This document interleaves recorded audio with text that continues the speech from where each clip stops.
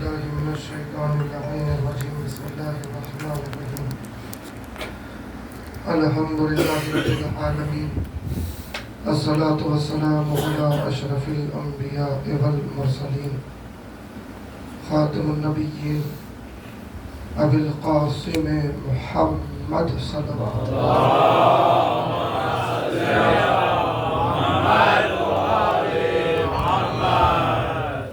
الصلاة والسلام على أهل بيته الطيبين الطاهرين المعصومين المظلومين ولعنة الله على أعدائهم أجمعين أما بعد فقد قال الله سبحانه وتعالى في محكم كتابه الكريم وقوله الحق بسم الله الرحمن الرحيم الذين ينفقون في السراء والضراء والكاظمين الغيظ والعافين عن الناس والله يحب المحسنين صلوات پر محمد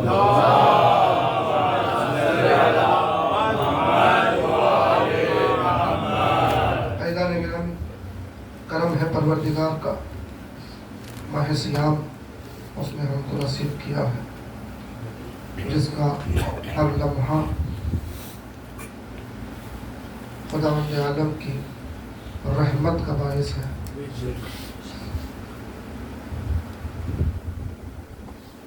اس مہینے میں خاص طور پر رحمتوں کے دروازے کھل جاتے ہیں چاہنے والوں کے لیے، اہل بیت کے بے شمار کرم پروردگار کا جاری و ساری ہو جاتا ہے اور ہر سانس محو عبادت ہو جاتی ہے۔ روزے داروں کے لیے خاص طور پر پروردگار کرم کرتا ہے اور اس نے وعدہ کیا کہ جب روزہ دار افطار کرتا ہے تو قبل از افطار وقت افطار جو دعا روزہ دار مانگے گا پروردگار اس دعا کو رد نہیں کرے گا۔ اور بڑی احتیاطیں بھی رکھی ہیں خاص طور پہ روزہ داروں کے لیے۔ اتنی احتیاط رکھی کہ کوئی اگر شرعی عذر کی بنا پر روزہ نہیں رکھتا، شرعی عذر کی بنا پر، تو اس کے لیے بھی یہ حکم صادر کر دیا کہ اسے یہ اجازت نہیں ہے کہ وہ روزہ دار کے سامنے کھائے اور پیے۔ اتنی احتیاط رکھی پروردگار ایک روزہ دار کے لیے۔ اور شرعی عذر کی بنا پر اگر کوئی روزہ نہ رکھے تو اس کے لیے تو حکم مل گیا کہ وہ احتیاط میں رہے گا، مگر اگر کوئی ایسے ہی روزے کو ترک کر دے، انہیں کوئی وجہ نہیں ہے روزے کو ترک کر کوئی سبب نہیں، اور پھر آج کل تو اپنے خود کے بنائے ہوئے بہانے بہت ہیں، یعنی ایسے بہانے ہیں کہ آپ اگر سنیں گے تو پتہ چلے گا کہ انسان خدا کو نہیں اپنے آپ کو دھوکہ دے رہا ہے، اپنے ضمیر کو دھوکہ دے رہا ہے۔ ایسے بہانے کہ جس کا کوئی وجود ہی نہیں ہے، اگر انسان غور و طلب کرے تو یقیناً وہ خود اس بات پر آمادہ ہو جائے گا کہ میں روزہ رکھ سکتا ہوں یا نہیں رکھ سکتا ہوں۔ سمجھ رہے ہیں بات؟ تو بہت نازک مسئلہ ہے اور ہزاروں باتیں اپنی جگہ دوست احباب میں باتیں ہوتی ہیں۔ ایک بات سامنے آئی، آپ غور کریں، چھوٹا سا جملہ ہے کہ بھئی رکھنے کا کیا ثواب ہے، نہیں رکھنے کا کیا گناہ ہے، بہت چیزیں۔ رکھنے کے تو بہت ثواب ہے، نہیں رکھنے کے عذاب بھی بہت ہے، گناہ بھی بہت ہے۔ اور دیکھیے جزا اور سزا سب کے لیے ہے، ایسا نہیں ہے کوئی یہ کہے کہ ہم بچ جائیں گے، بچنے والا کوئی نہیں ہے۔ ہاں یہ ہے کہ جزا اور سزا کا مقام بدل سکتا ہے، جزا اور سزا کا مقام تبدیل ہو سکتا ہے، مگر عدل تو اپنی جگہ عدل ہے۔ ثواب عذاب اپنی جگہ. ہمارے لیے اتنا کافی ہے کہ ہم اتنا جان لیں کہ ہم جس کے چاہنے والے ہیں اس نے کہا کہ روزہ واجب ہے. ہم جس کے ماننے والے ہیں انہوں نے حکم دیا کہ روزہ واجب ہے. بات ختم ہو گئی. اب لاکھ بہانے انسان بنا. ہم جس کے چاہنے والے ہیں ان کی خوشنودی اسی میں ہے. بہرحال اب ہم کل کی گفتگو سے تھوڑا سا ذکر مربوط کر لیں. میں نے ایک آیت پڑھی ہے, آج گفتگو کل ہی سے مربوط ہے, مگر اس آیت پہ آپ غور کریں. اعلان ہوتا ہے الذین ينفقون فی السراء والضراء والکاظمین الغیظ والعافین عن الناس واللہ یحب المحسنین. کل ہی سے بات ریلیٹ ہے, مگر آج کچھ صفتیں ایڈ ہو گئی ہیں. بات ختم ہو رہی ہے محسنین پہ, احسان کرنے والوں. اللہ احسان کرنے والوں کو دوست رکھتا ہے. ہم نے مختصر سے کل گفتگو کی تھی کہ احسان کرنے والے کا رتبہ کیا ہے, احسان کسے کہتے ہیں. دنیا میں احسان کا معنی دنیا نے کیا بنا دیا, قرآن احسان کے معنی کیا بیان کر رہا ہے, اور حسنہ سے مراد کیا ہے کل ہم نے یہ جانا تھا. اب احسان کرنے والوں کی 3 صفتیں اس آیت میں بیان ہو رہی ہیں. غور کریں آپ. خداوند عالم احسان کرنے والوں کی صفتیں بیان کر رہا ہے. کون ہے وہ جو احسان کرتے ہیں؟ الذین ينفقون فی السراء والضراء. اب اس پہ غور کریں اور اسی سے سورہ حدید کی آیت نشان 10 کو ایڈ کریں تو بات سے بات پتہ چلے. وہ لوگ الذین ينفقون فی السراء والضراء, وہ لوگ جو نفاق کرتے ہیں, وہ لوگ جو خرچ کرتے ہیں. فی السراء والضراء یہاں ہے معاملہ. وہ لوگ جو اس کی خاطر, اس کی راہ میں خرچ کرتے ہیں, رکھتے ہوئے یا نہیں رکھتے ہوئے. فی السراء والضراء پہ غور کریں. یہ کیا عجیب انداز میں خداوند عالم نے کہا. ترجمہ کئی زاویوں سے ہو سکتا ہے, لفظی ترجمے پہ ہم منحصر ہیں. آپ غور کریں, جو لوگ فراخی اور تنگ دستی میں خرچ کرتے ہیں. اس زاویے سے جو لوگ فراخی اور تنگ دستی میں خرچ کرتے ہیں, پہلی نشانی. اس کے بعد والکاظمین الغیظ, جو اپنے غصے کو پی جاتے ہیں. جو اپنے غصے کو پی جاتے ہیں. والعافین عن الناس, اور جو لوگوں کو درگزر کر دیتے ہیں, معاف کر دیتے ہیں, درگزر کر دیتے ہیں. یہ 3 صفتیں بیان کر کے اللہ کہہ رہا ہے واللہ یحب المحسنین, اور اللہ تو احسان کرنے والوں کو دوست رکھتا ہے. تو معلوم ہوا اس کی نظر میں احسان کرنے والوں کی یہ صفتیں ہیں. ہماری نظر میں تو جس کے پاس ثروت ہے, جو دے, جو کام آئے, صرف اسی کو ہم احسان مند جانتے ہیں. جو ہماری بولے وہ ہمارا احسان مند ہے, ہم اس کے احسان مند ہیں, وہ ہمارا محسن ہے. یہ ہمارے نظریے میں. خدا کیا کہہ رہا ہے؟ نہیں, جو اس کی راہ میں فراخی میں تنگ دستی میں دونوں میں خرچ کرے, رکھتے ہوئے بھی خرچ کرے, نہیں رکھتے ہوئے بھی اس کی راہ میں خرچ کرے. اب آپ غور کریں, ایک سوال ہے بھائی, ہمارے پاس ہے ہی نہیں, کیا خرچ کریں گے بھائی؟ جس کے پاس ہے وہ خرچ کر رہا ہے. ضروری نہیں ہے جس کے پاس ہو وہ خرچ کرے. ہر جس کے پاس ہوتا ہے وہ خرچ نہیں کرتا.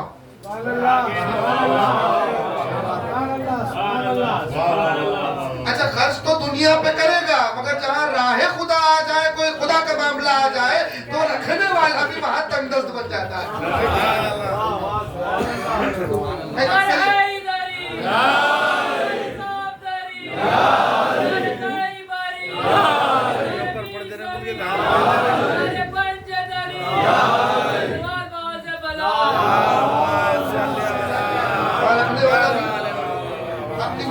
ظاہر کرنے لگتا ہے، نہیں بھائی وہ ایسا یہ اور اللہ کہہ رہا نہیں، رکھتے ہوئے نہیں رکھتے ہوئے، تنگ دستی میں بھی جو اس کی راہ میں خرچ کرے وہ ہے اس کا محسن، وہ ہے احسان کرنے والا جس نے اس کے ساتھ احسان کیا. یہ ہے کمال احسان کرنے والے کا، کہ آپ کے پاس ہو یا نہ ہو سے مراد اللہ کی راہ میں نہ ہوتے ہوئے خرچ کرنے کا مطلب تو آپ صرف روپیہ سمجھ رہے ہیں، صرف پیسہ سمجھ رہے ہیں. اس کی راہ میں صرف پیسہ خرچ نہیں کیا جاتا، زبان بھی کام کرتی ہے. اشارہ سمجھ رہے ہیں؟ بھئی میرے پاس نہیں ہے، اگر اب میں نہیں رکھتے ہوئے کیسے خرچ کروں اس کی راہ. کئی مثالیں ہیں جیسے ایک چھوٹی سی مثال خیرات صدقہ ہے، اس کی راہ میں 1 روپے کا، 1 روٹی کا. کبھی ہم سمجھتے ہیں کہ بھئی 1 روپیہ کیا دیں، شرمندگی ہوتی ہے 1 روپیہ کیا دیں.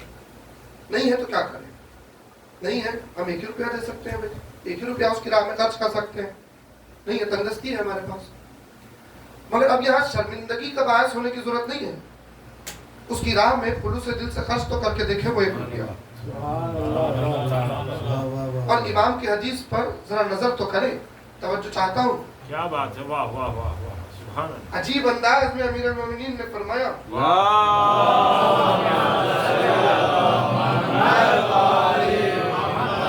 غور کریں عزیزان گرامی امام کے اس قول پہ. امام نے فرمایا معجز نما بیانات میں سے ایک بیان علی کا کہ سنو، کسی بھی چھوٹے کام کو، کسی بھی چھوٹی نیکی کو چھوٹی مت سمجھو، کسی بھی عمل کو چھوٹا مت سمجھو، کم مت سمجھو. کیوں؟ ریزن بیان کیا، اور خدا کی قسم علی ہی بیان کر سکتے تھے. ریزن کیا بیان کیا علی نے؟ پوری توجہ عزیزان گرامی. امام نے کہا کسی بھی عمل کو چھوٹا نہ سمجھو، غور تو کرو جو عمل اس کی بارگاہ میں قبول ہو گیا وہ چھوٹا کہاں رہا. سلام پڑھے محمد وآل محمد.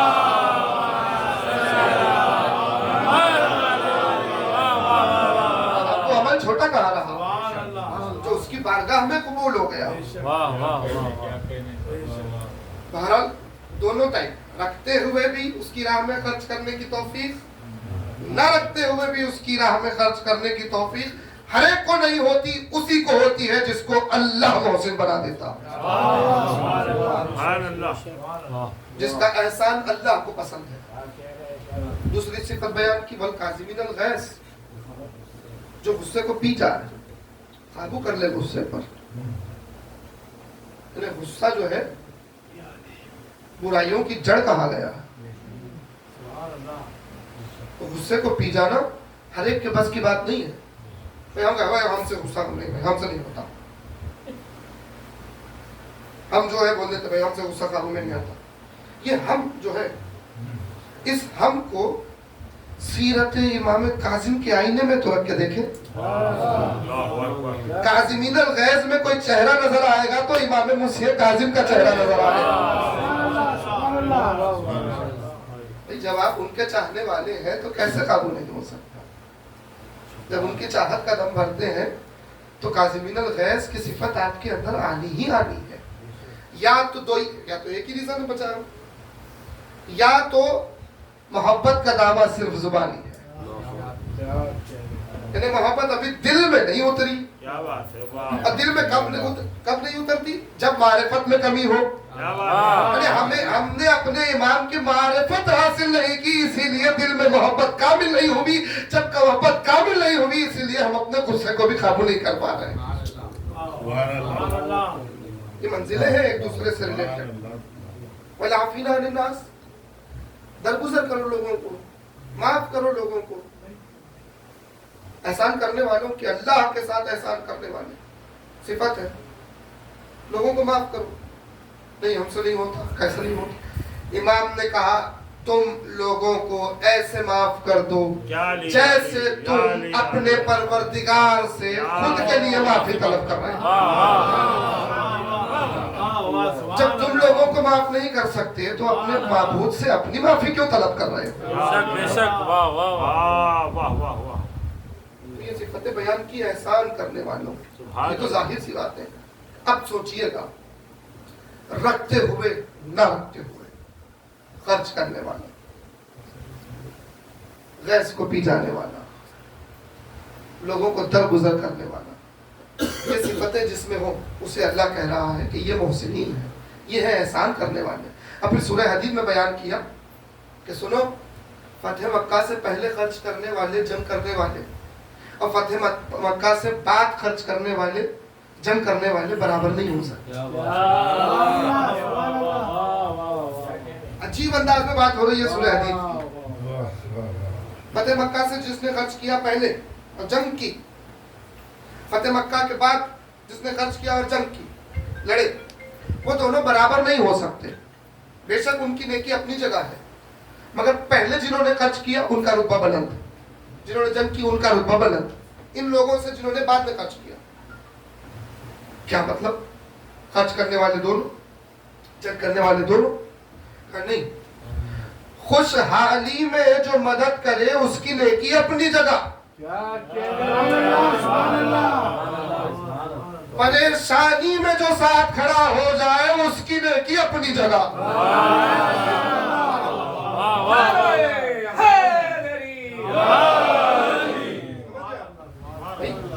خوشحالی میں تو سب ہی اپنے بن جاتے ہیں. اپنے کی پہچان اس وقت ہوتی ہے جب پریشانی آ جاتی ہے. یہ میزان ہے.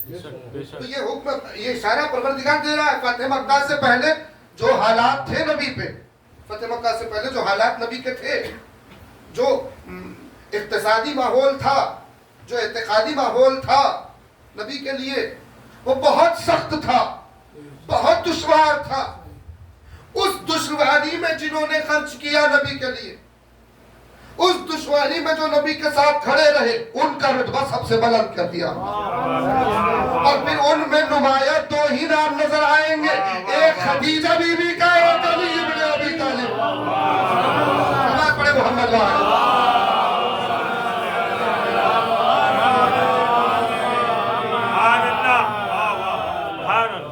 جناب حمزہ، جناب ابو طالب تو ہے ہی پاسبان، شروع سے پاسبان رہے، مگر ایک خدیجہ بی بی، ایک مولا کائنات، یہ دو اس حالت میں. اچھا، جنگیں تو ہوئی نہیں ہیں. فتح مکہ سے پہلے کہاں ہے جنگ؟ کچھ چھوٹی چھوٹی آپ کو نظر آئیں گی، بڑی جنگ نظر نہیں آئے. یعنی کہیں گئے، کسی نے حملہ کر دیا تو بچاؤ میں جناب حمزہ نے تلوار چلائی، ایسے معاملات نظر آئے. مگر عزیزان گرامی، آپ غور کریں، اقتصاد کو بھی جنگ کیا اللہ نے، جنگ فرما رہا ہے. جنگ ایک ہی، لڑائی ایک ہی نہیں ہوتی، صرف تلوار کی نہیں ہوتی، اعتقادی بھی جنگ ہوتی ہے، اقتصادی بھی جنگ ہوتی ہے. وہ جنگ رسول اللہ نے لڑی ہے، اور اس جنگ میں اگر کسی نے ساتھ دیا تو اس کا نام خدیجہ ہے، اس بیوی کا نام خدیجہ ہے. ہم نے کل جہاں گفتگو کی تھی، آپ تصور کریں وہاں پہنچ جائیں، میں وہیں سے گفتگو تھوڑی دیر آگے بڑھ جاؤں اور سمٹ لوں بات اپنی کہ کم سنی ختم ہوئی، ملکۃ العرب جناب خویلد کی تنہا وارث، خویلد بن اسد کی تنہا وارث، ماں فاطمہ بن زائدہ. یعنی یہ وہ ہیں کہ جن کی ماں کا نام فاطمہ ہے. غور کریں آپ، فاطمہ کی والدہ کا، فاطمہ کی والدہ کی ماں کا نام فاطمہ ہے. سبحان اللہ. یعنی خدیجہ وہ ہے، جملہ کہہ رہا ہوں، خدیجہ وہ ہے، میں نے کہا خدیجہ اور علی، خدیجہ اور علی، اسی پہ گفتگو رہے گی کچھ دیر. چونکہ مرثیے بھی اسی انداز میں ہوئے تو میں نے بھی ماحول اسی انداز میں کر دیا. غور کریں آپ، فاطمہ اور علی. فاطمہ وہ ہے، خدیجہ وہ ہے، خدیجہ اور علی. خدیجہ وہ ہے کہ جس کو اللہ نے حصار فاطمہ میں رکھا.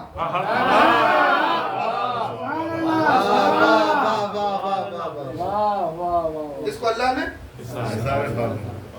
یا خدیجہ ہو یا علی ہو دونوں کو حصار فاطمہ میں رکھا. خدیجہ کو بھی حصار فاطمہ میں رکھا, علی کو بھی حصار فاطمہ میں رکھا. علی کی زوجہ فاطمہ, علی کی ماں بھی فاطمہ.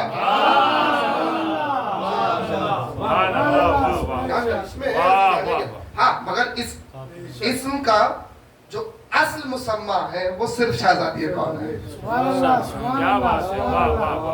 بہرحال وہ فتن کے معاملے الگ. مگر آپ غور کریں کہ جناب خدیجہ بشارتیں جناب خدیجہ کے ساتھ رسول اللہ ایسے ہی ان کے شریک حیات نہیں ہوئے. تاریخ نے لکھا 2 بشارتیں, ایک خواب, کچھ واقعات, کئی لکھے تاریخ میں, میں سب نہیں بیان کروں گا, سمٹ رہا ہوں. اپنی ہمجولیوں کے ساتھ جناب خدیجہ الکبریٰ صلوات اللہ علیہا حرم میں پہنچی. شب کی تاریکی, پردے کا اہتمام, اعلان ہوا شریف زادیہ برائے زیارت کعبہ حرم میں داخل ہوئے. کسی کا آنا, کسی کو اجازت نہیں ہے آنے کی. اب پردے کا اہتمام, حفاظت, نگرانی, تمام امور جناب ابو طالب کے حوالے. سبحان اللہ. تمام امور. اب چند شریف زادیاں ہیں اور کائنات کی اشرف ترین بیوی ہے, بیٹھی ہوئی ہیں. اتنے میں کسی کو حرم اور کعبے کی طرف آتے ہوئے دیکھا. بڑی تیزی سے کوئی گزر گیا, ایک نور. اب سب نے آواز دی, کسی کو آنے کی اجازت نہیں تھی. کون آیا, کون ہے؟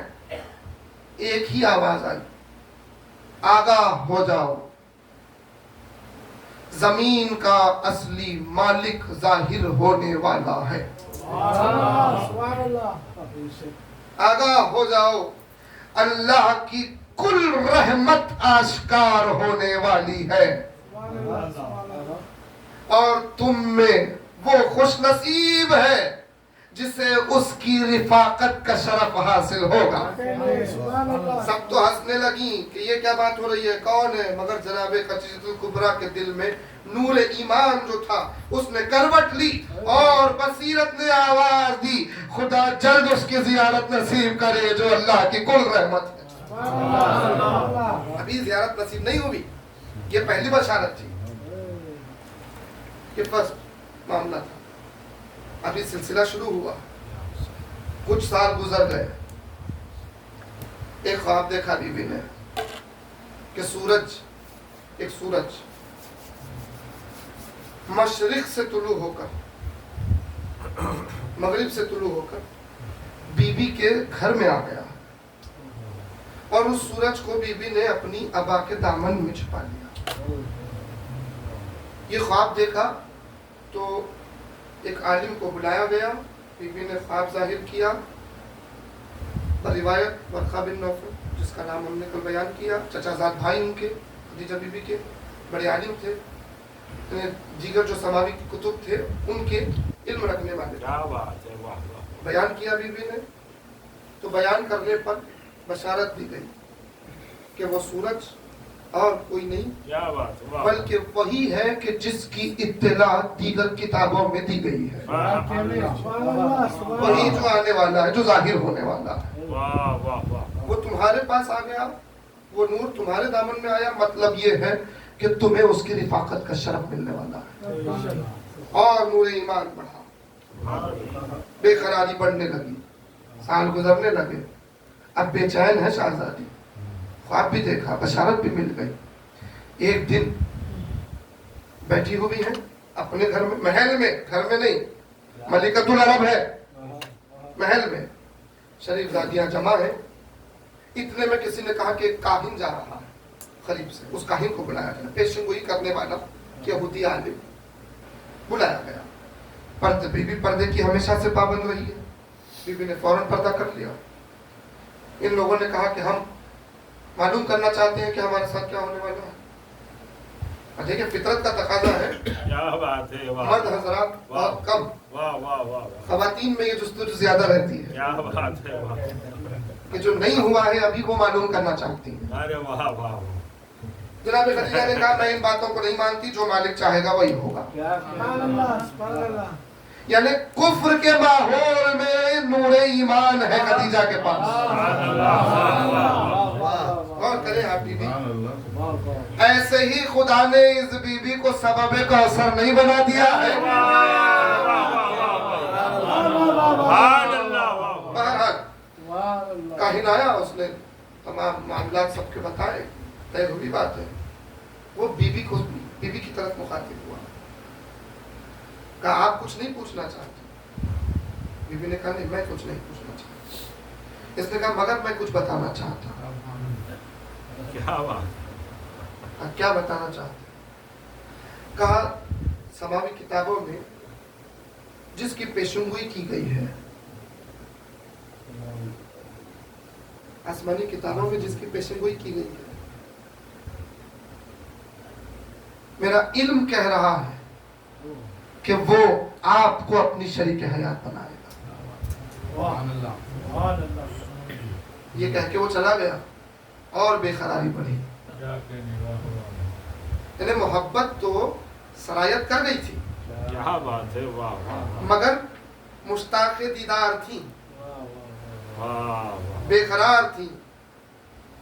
एक दिन आया, मैं गुफ्तगू सिमट लूं, सरकार अबू तालिब ने कहा चूंकि तमाम कबीलों के सरदार एक जगह जमा होते थे जब मीटिंग होती थी तिजारती काफिला जाने की, बीबी पर्दा नशीन थी, बीबी भी उस मीटिंग में नहीं जाती थी मलिकतुल अरब, बल्कि सरकार अबू तालिब का यह एहतमाम था कि तमाम कबाइल के सरदार बैठ के बात करेंगे, मगर जब बीबी से मामला होगा, बीबी से बात करना होगा, तो इस पर्दा नशीन से बात करने के लिए सरकार सैयदुल बतहा हजरत अबू तालिब जाएंगे और कोई नहीं जाएगा। सरकार अबू तालिब जाते थे बीबी से बात करने के लिए, और शहजादी अपने तिजारती तमाम मामले खुद तय करती थी। मैं सरा गुलाम था शहजादी का, वर्क़ा बिन नौफल शहजाद भाई थे, सहारा थे, मगर तमाम मामले बीबी तय करती थी। मलिकतुल अरब शहजादी, अकीला बीबी तमाम मामले तय करती थी। जनाब अबू तालिब बात करते जाते थे। एक दिन जनाब फातिमा बिनते असद सल्लल्लाहु अलैहा ने और जनाब फातिमा बिनते असद की बेटी मौला कायनात से बड़ी बहन तालिब और जाफर के बाद जो शहजादी है, उस बीबी ने, वो बीबी चूंकि सरकार को बिल्कुल अपने सगे भाई की तरह चाहती थी, बहुत खास तौर पे चाहती थी, मगर फातिमा बिनते असद ने मां की तरह पाला है सरकार को। एक दिन सरकार अबू तालिब से कहा 24 साल की उम्र हो गई, क्या आपको अपने जवान बेटे का ख्याल नहीं है? कहा किस बात उसकी शादी के लिए? तो सरकार अबू तालिब ने कहा बेशक हमें उसका ख्याल है, मगर हम चाहते हैं कि कुछ तिजारती उमूर, कुछ काम उमूर वो संभाल ले, उसके बाद हम फिर कैसे होगा? कहा अब के जो काफिला जाएगा तिजारत का, तो उसमें निगरान के तौर पे हम नहीं जाएंगे, हमारा बेटा जाएगा, मोहम्मद हमारा भतीजा जाएगा। ये बात करने के लिए जनाब खदीजा के पास आए। कबाइल जमा, कबीला जमा, बीवी बैठी हुई है, बस सिमट ली मैंने गुफ्तगू। जनाब खदीजा के सामने बात पेश की कि इस बार जो तिजारती काफिला जाएगा, देखिए पूरे मक्के के कबीलों के तिजारतों का सामान एक तरफ होता था, खदीजा बीबी की तिजारत का सामान एक तरफ होता था। वो है मलिकतुल अरब। का आपके पासबानी के तौर पे हम नहीं जाएंगे, बल्कि हमारा भतीजा, हमारा नूर चश्म जाएगा, वो संभालेगा। तो बीबी ने कहा क्या वो यहाँ मौजूद है? कहा नहीं। कहा हम बुला लेते हैं। अपने खादिम को भेजा, कहा हमारे नूर चश्म को बुलाओ। क्या बात? जैसे ही भेजा, सरकार की आमद महल में होने लगी। जैसे ही पहली मर्तबा सरकार ने जनाब खदीजा के महल में कदम रखा, रिवायत के जुमले हैं मगरिब से पहले का वक्त था, मगर जैसे ही सरकार ने कदम रखा तो सरकार के बदन से एक रोशनी साते हुई, और वो रोशनी सरकार से पहले داخل محل ہوتے ہوئے ابو طالب علیہ السلام کی پیشانی کا بوسہ لینے لگے. جیسے ہی ایک روشنی کھڑکی کے پاس سے جناب خدیجہ نے دیکھی، روایت کہتی ہے کنیز کو بلا کے کہا کہ سورج کی روشنی اندر آ رہی ہے، تم نے کھڑکی کا پردہ صحیح نہیں کیا. کنیز آگے بڑھی، پردہ صحیح کرتے ہوئے کہا پردہ تو پہلے سے صحیح ہے بی بی، یہ سورج کی روشنی نہیں ہے، یہ جو آ رہا ہے اس کا نور اپنے چچا کی پیشانی کے نور کا بوسہ لے رہا ہے. خدیجہ بی بی نے کہا یہ کون ہے جس کا نور ایسے ساطع ہو رہا ہے؟ آگے بڑھی، پردہ نشین بی بی نے پردے کے اہتمام کے ساتھ جیسے ہی پہلا دیدار محمد کا کیا، رحمت الہی جھومنے لگی، کوثر کی کلیاں آباد ہونے لگی.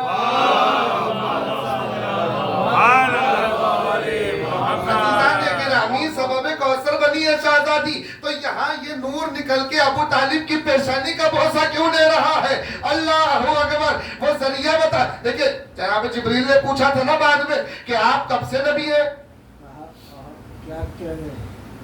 کب سے نبی ہیں؟ سرکار نے پوچھا تھا جبریل تم کب سے ہو؟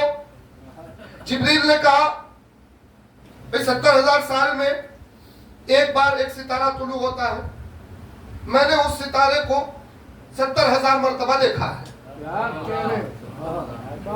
میں تب سے جبریل ہوں. آپ کب سے ہیں؟ کب بنے نہیں پوچھا. جبریل ہے، امین ہے اللہ. کب بنے نہیں پوچھا. آپ کب سے نبی ہے؟ کب سے نبی ہے؟ کب سے نبی ہے؟ آپ کب بنے نہیں. عہدہ نبوت آپ کو کب سے ملا؟ آپ کب سے نبی ہے؟ نبی نے علی کو قریب بلایا، امامہ ہٹایا، قریب کیا، پیشانی سے پیشانی کو مس کیا، علی کی پیشانی کو اپنی پیشانی سے مس کیا، ایک نور ساطع ہوا. جبریل نے جیسے اس نور کو دیکھا آواز دی یا رسول اللہ یہی تو نور ہے.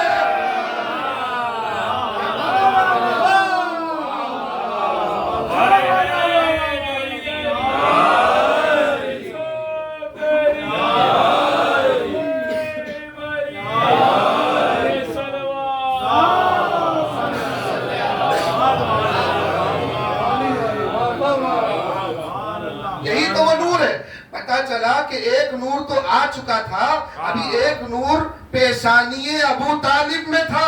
اور کوثر، میں نے کل جملہ کہا تھا آج مکمل کر رہا ہوں، کوثر اللہ نے دیا نبی کو، دیا علی کے لیے. کوثر دیا نبی کو، علی کے لیے. سبب ہے خدیجہ. تو جیسے ہی جس کو کوثر دینا تھا اس نے سبب کے دروازے پہ قدم رکھا تو اس کا نور اس کی پیشانی کا بوسہ لینے لگا جس کے لیے کوثر کے اللہ پر محمد.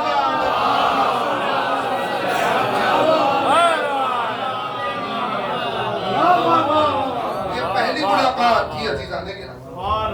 اس کے بعد گفتگو رہی جناب خدیجہ سے، اس کے بعد تمام معاملات اور بھی ہیں. پھر جب قافلہ نکلنے لگا تو میسرہ کو بلا کر بی بی نے کہا کہ ہمارا وہ ناقہ لاؤ، ہم انہیں دینا چاہتے ہیں. جیسے ہی وہ ناقہ لایا گیا جناب حمزہ حضرت ابو طالب پریشان ہوئے. کہا ہمارے نور چشم کے لیے یہ ناقہ، اس نے تو آج تک کسی کو اپنی پشت پہ بیٹھنے نہیں دیا، بدمست ناقہ ہے. اور یہ بدمست ناقے کو ہمارے نور چشم کے لیے لایا گیا، کیا امتحان لینا چاہتے ہیں؟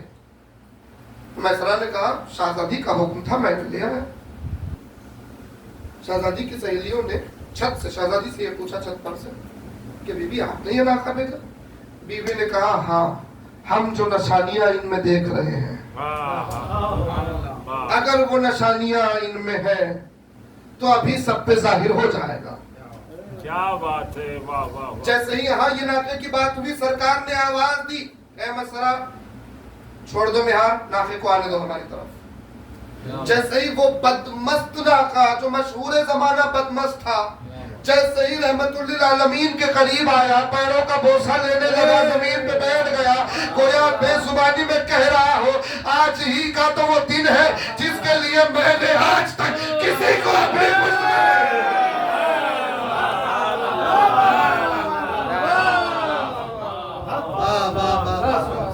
بیٹھ کے اسی پہ سفر کرنے لگے. سبحان اللہ. اور پھر شام کے کئی معجزات ہیں جو میں سرا نے بیان کیا آنے کے بعد. کئی معجزات آنے کے بعد پھر وہ معاملہ طے ہوا کہ بی بی کا بڑی تفصیل ہے اس کے بعد انشاءاللہ پھر عرض ہوگی. مگر ابھی اتنا عرض کر دوں کہ جب واپس آئے تو بی بی نے منافع سامنے رکھا اور عرب نے دیکھا 40 سال تجارتوں کے قافلوں نے پچھلے 40 سال میں جو منافع نہیں کمایا تھا وہ 1 سال میں کما لیا. یہ ہے برکت سید البطحاء. اچھا پھر جو معین رقم تھی وہ تو دے دی جناب خدیجہ الکبریٰ نے, مگر منافع کو دیکھتے ہوئے اپنی خوشی سے بی بی نے جو دیا وہ تاریخ نے لکھا 2 کلو سونا 2 کلو چاندی. سوچئے خوشی سے عطا کرے تو 2 کلو سونا 2 کلو چاندی, تو اس کی ملکیت کیا ہوگی, اس کی پراپرٹی کیا ہوگی. ایسے ہی ملکۃ العرب نہیں کہا گیا, لاکھوں کی تعداد میں تو صرف اونٹ تھے بی بی کے پاس. پورے عرب کی دولت ایک طرف تھی, ملکۃ العرب کی دولت ایک طرف تھی. اسی دولت پر وہ دولت جناب خدیجہ کی کتنی پاکیزہ ہوگی کہ اس دولت کے ذریعے نبی کی مدد کر کے اللہ کہہ رہا ہے مدد خدیجہ نے کی, مگر اللہ کہہ رہا ہے اے نبی ہم نے تمہیں غنی پایا تو ہم نے تمہیں غنی بنا دیا. یہ ہے جناب خدیجہ الکبریٰ. بس میں نے رحمت تمام کی. آپ سوچئے یہ ملکۃ العرب شہزادی اور اسی کی نواسی ایک چادر کے لیے بھرے دربار, اسی کی نواسیہ ہے خدیجہ کی, ملکۃ العرب کی نواسیہ ہے جس کے ہاتھ رسن میں بندے ہوئے. ملکۃ العرب کی نواسیہ ہے جو کبھی زندان, کبھی دربار, کبھی بازار, کبھی پتھر, کوفے کے زندان, شام کے زندان, قید خانے, بھوک اور پیاس, صدمے ہزاروں. خدیجہ کا گھرانہ, ملکۃ العرب کا گھرانہ قید خانے میں بھوکا اور پیاسا ہے. ایک قید خانے کا واقعہ تاریخ نے لکھا, بس میں نے سمجھ لی گفتگو, ایک قید خانے کا واقعہ تاریخ نے لکھا جس قید, الگ الگ طریقے کے قید خانے ہوتے تھے, الگ الگ طریقے کے زندان ہوتے تھے. کبھی تو ایسا ہوتا تھا, کوئی زندان ایسا ہوتا تھا کہ جس کے لیے آپ مصرع سنتے ہیں زندان کا در لحد کی طرح بند ہو گیا. ایسے بھی تو زندان ہوتے تھے. ایک زندان کا واقعہ تاریخ نے لکھا کہ اسی ملکۃ العرب کا خاندان اس زندان میں بھوکا پیاسا اجڑا ہوا بیٹھا ہوا. اس زندان کے پچھلے ایک سڑک جاتی ہے, ممنوع ہے کسی کا آنا جانا, اتفاق کہیں یا مشیت کہ ایک مرد مومن اس راستے سے گزر گیا. گھر پہنچا تو روتے ہوئے پہنچا. زوجہ نے دیکھا کیا ہوا, کہا میں فلاں جگہ سے آ رہا تھا ایک قید خانے کے پیچھے راستے سے. کہا پھر, کہا اس قید خانے سے کچھ رونے کی آوازیں, ان رونے کی آوازوں میں اتنا کرب ہے کہ میرا دل ڈوبا جا رہا. اس نے جملہ کہا کہ ان کے رونے کی آوازیں یہ بتا رہی تھی کہ کئی دن سے انہوں نے کھانا بھی نہیں کھایا, کئی دنوں سے ان کو بھوکے ہیں, ان کا کوئی پوچھنے والا نہیں ہے. اس کی زوجہ نے کہا کہ ٹھیک ہے تو آپ اپنا رتبہ ظاہر کریں, ہم شب جمعہ نازل کرواتے ہیں. میں نے واقعہ اسی لیے پڑھا کہ آج شب جمعہ ہے, ایک شب جمعہ ہم نازل کرواتے ہیں. اس شب جمعہ کی نازل کا کھانا ان غریبوں کو کھلا دیں. آپ رسوخات اپنے ظاہر کریں. اس مرد مومن نے اپنے رسوخات ظاہر کی. ملعون حاکم تک بات پہنچی. اس نے کہا ٹھیک ہے, سب کو جانے نہیں دیا جائے گا, تجھے بھی نہیں جانے دیا جائے گا. تیری زوجہ اس کے ساتھ ایک کنیز, بس کھانا لے جانا ہے لے جا. معاملات تھے سیاسی, اس نے حکم دیا. روایت کہتی ہے کہ وقت آیا کہ وہ خاتون اپنے ہاتھوں میں دسترخوان نان لیے ہوئے, تشت میں کھانا وغیرہ لیے ہوئے, ڈھانپے ہوئے, ہاتھ میں مشال لیے ہوئے, کنیز کے ساتھ داخل زندان ہوئی. जैसे ही वो जिंदान में दाखिल होने लगी, वो खुद कहती है कि मशाल जैसे जैसे आगे बढ़ती थी वैसे वैसे कुछ दिखाई देता था। आगे इतना अंधेरा था कि पहली मर्तबा कदम रख रही थी, मुझे डर लग रहा था कि मैं इस अंधेरे में कैसे जाऊंगी। मैं ये सोच रही थी कि मैं पहली बार जा रही हूँ तो ये आलम है, न जाने ये गरीब इस अंधेरे में कैसे रह रहा है। दाखिल हुए, मैंने सिमट ली गुफ्तगू। वो कहती है कि जैसे ही आखिरी हिस्सा आया, दरवाजा खुला, मैंने मशाल की रोशनी में देखा एक ज़ईफ, नातवान, नहीफ, जंजीरों में जकड़ा हुआ, जमीन पे बैठा हुआ, सर झुकाए रो रहा। मैंने सोचा इतने जिंदान के पहरे में, इतने कैद खाने के इस गहरे रास्ते में, यहाँ इस नहीफ को जंजीरों में जकड़ के बिठाया गया। उसके बाद देखा कुछ बीबियां बैठी हुई है। मैंने अपनी कनीज से कहा, खबरदार, कैदियों के दिल बड़े नाजुक होते हैं, कुछ न कहना, मैं बात करूंगी। जमीन पे बैठ गई। एक मुअज्जिमा जो ज़ईफ नजर आ रही थी उसकी तरफ देखा। उस मुअज्जिमा की गोद में एक छोटी सी बच्ची बैठी हुई थी जिसके दोनों हाथ रुखसारों पर रखे हुए थे। हाय बाबा कहते रही थी और भूखी मालूम हो रही थी। इसने कहा कि बीबी बहुत भूखी मालूम हो रही हो, मैं खाना लेके आई हूँ, खाना खा ले। उसने कोई जवाब न दिया तो मुअज्जिमा की तरफ देख के, ज़ईफा मुअज्जिमा की बीबी की तरफ देख के इस मोमिना ने कहा, बीबी मैं खाना लेके आई हूँ, आप हजरात भूखे मालूम होते हो, खाना तकसीम कर दूं और इस बच्चे को अपने हाथों से खाना खिला दूं। उस बीबी का जवाब आया, ए मोमिना ये खाना वापस लेके चली जा, तेरा शुक्रिया कि तूने रहम किया, मगर हम पे सदका हराम है, हम पे सदका हराम है। वो मोमिना समझी नहीं कि क्या बात हो रही है। उस मोमिना ने फौरन सफाई देते हुए कहा, देखिए ये हालिमा है, गैर मुअल्लिमा है जो गुर्बतों का इजहार चाहती है। कहा, बीबी ये सदके का खाना नहीं है बीबी, ये नज़र का खाना है बीबी। वो समझी नहीं बात। मगर बीबी ने पूछा, नज़र का खाना किसकी बात, किसकी नज़र, क्यों नज़र करवाती? बीबी हर शबे जुमा नज़र करवाती हो। कहा, रीजन क्या है, क्यों नज़र करवाती है, क्या मतलब है नज़र करवाने का? तो उसने कहा, बीबी बचपन का वाकया है, मैं बीमार पड़ गई थी, मैं अपने बाप के साथ मदीने में रहती थी, कई तबीबों के पास मेरा इलाज कराया गया, कारगर न हुआ। एक दिन मुझे मेरा बाबा अल्लाह के रसूल के पास ले गया और कहने लगा, या रसूल अल्लाह आप रहमतुल लिल आलमीन मेरी बच्ची के लिए दुआ करें। तो मैंने देखा बीबी कि रसूल अल्लाह के पहलू में एक हसीन और जमील शहजादा बैठा हुआ था।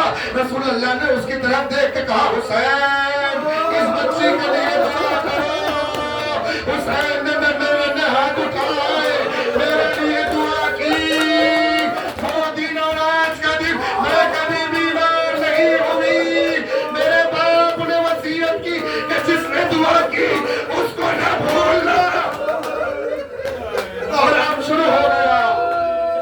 बीबियां नाम हुसैन नाम मोहम्मद सुन के रोने लगी। अल्लाहु अकबर। बीबी ने कहा, ये बता, मैंने पूछा ये नजर क्यों करवाती है, तू हुसैन के नाम मैं हुसैन कह रही हूँ, यहाँ सब रो क्यों रहे हैं?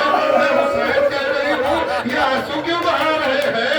अल्लाहु अकबर। बीबी ने कहा, वो बाद में पता चलेगा, पहले बता नजर की वजह क्या है? एक मर्तबा वो कहती है, बीबी मेरे बाप की वसीयत के मुताबिक मैंने आज तक हर शबे जुमा कभी हुसैन को मैं नहीं भूली हूँ, यहाँ आ गई हूँ, मगर हर शबे जुमा आज भी मैं उस हुसैन की हो गई मजलिस, उस हुसैन की सलामती की नजर करवा के खाना गरीबों में बांटी हूँ। अल्लाह। ज़ैनब ने कहा, जानती है मैं कौन हूँ? उसी हुसैन की बहन हूँ, ये बच्ची हुसैन की यतीमा।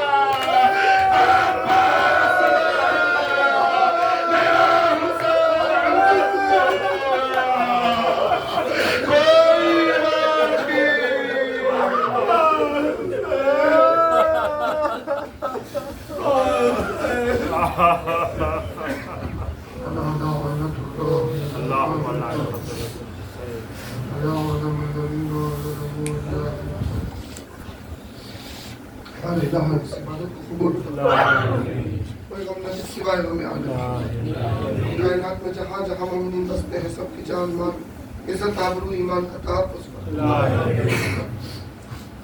بانی مجلس حاضران مجلس کے دلی مقاصد کو ہمارے مرحومین کے درجات کو بلند فرما، جو اس وقت قلیل ہیں دواخانوں میں ایڈمٹ ہیں، گھروں میں زیر علاج ہیں، ہمارے اللہ ان سب کو بالخصوص سید مشتاق حسین مصری صاحب اور سیدہ کشور شاہین کاظمی صاحبہ اور جو مومنین اس وقت قلیل ہیں ان سب کو شفاء کاملہ و عاجلہ منتخب کربلا امام زمانہ کے ظہور میں تعجیل فرما، ہم سب کو سرکار کے ناصروں میں شمار